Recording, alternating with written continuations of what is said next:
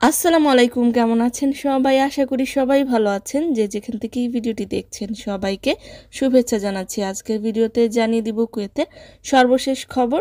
প্রথমেই জানিয়ে দিচ্ছি কুয়েত আমির সম্পর্কিত আপডেট।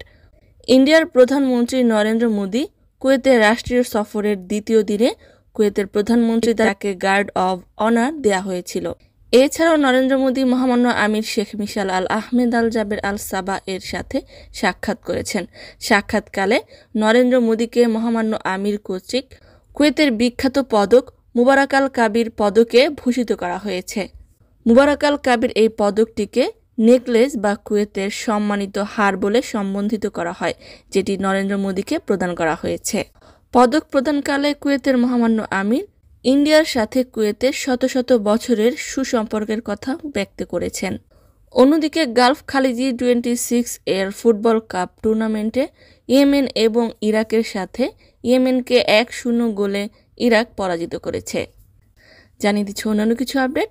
স্বরাষ্ট্র মন্ত্রণালয় কর্তৃক ঘোষণাকৃত বায়োমেট্রিক ফিঙ্গারপ্রিন্টের সর্বশেষ সময় হলো 31শে ডিসেম্বর 2024 পর্যন্ত।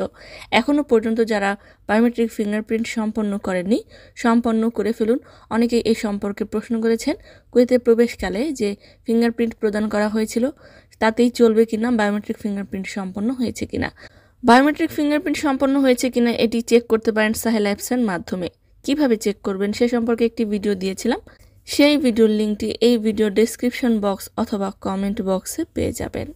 জানিয়ে দিচ্ছি কয়েকটি কমেন্টের উত্তরে একজন কমেন্ট করেছেন, অনলাইনে স্মার্ট কার্ড রয়েছে, আসল কপিটি হাতে পাননি, সেটি কুয়েত থেকে সংগ্রহ করা যাবে কিনা। কুয়েত থেকে স্মার্ট কার্ড আসল কপিটি সংগ্রহ করা যাবে না। একজন কমেন্ট করেছেন, অনলাইনে যে স্মার্ট কার্ড রয়েছে সেটিকে সংশোধন করা যাবে কিনা কুয়েত থেকে। পাসপোর্ট সংশোধন, এনআইডি সংশোধন সহ বিস্তারিত তথ্য জানতে কুয়েতস্থ বাংলাদেশ দূতাবাসে যোগাযোগ করবেন। অন্যদিকে আবহাওয়া অফিস থেকে জানানো হয়েছে যে কুয়েতে মধ্যরাতের পর থেকে মরুভূমি বা খোলা স্থানে 3 ডিগ্রি সেলসিয়াস পরিমাণ পর্যন্ত শীতল আবহাওয়া অনুভূত হতে পারে এবং সেই সাথে তুষারপাত হবারও সম্ভাবনা রয়েছে। অন্যদিকে বেশ কয়েকদিন পর আবারও হঠাৎ করেই টাকার বিপরীতে দিনারের মূল্য অনেকটাই কমে গেল।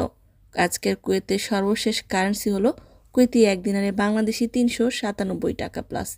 সম্মানিত ভিউয়ার্স, আজকের মতো এই ছিল আপডেট।